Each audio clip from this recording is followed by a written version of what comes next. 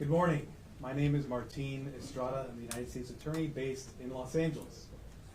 We're here today with our law enforcement partners to announce federal criminal charges related to the death of the actor Matthew Perry.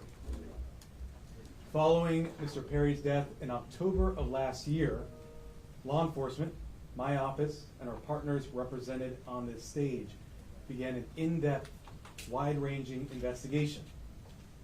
That investigation has revealed a broad, underground criminal network responsible for distributing large quantities of ketamine to Mr. Perry and others. This network included a live-in assistant, various go-betweens, 2 medical doctors, and a major source of drug supply known as, quote, the ketamine queen. We charged 5 defendants in this matter. These defendants took advantage of Mr. Perry's addiction issues to enrich themselves. They knew what they were doing was wrong. They knew what they were doing was risking great danger to Mr. Perry, but they did it anyways. In the end, these defendants were more interested in profiting off Mr. Perry than caring for his well-being.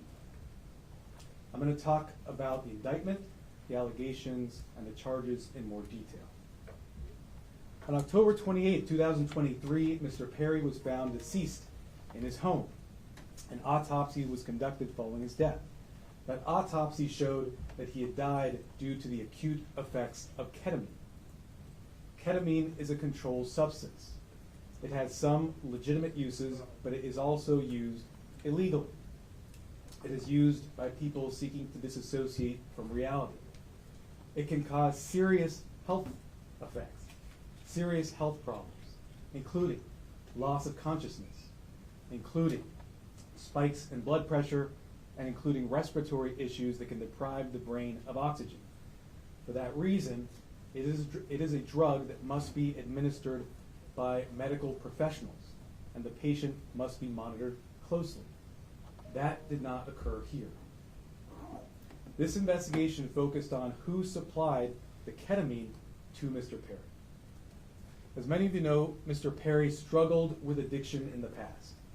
And on many occasions, he sought help for his addiction issues.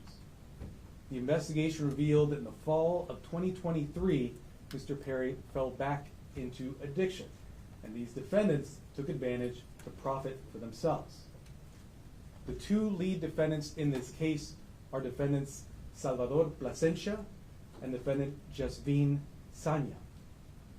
First, I'll talk about defendant Plasencia.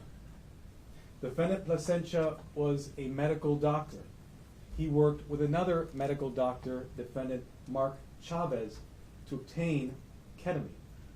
He then worked with Mr. Perry's live-in assistant, defendant Kenneth Iwamasa, to distribute that ketamine to Mr. Perry.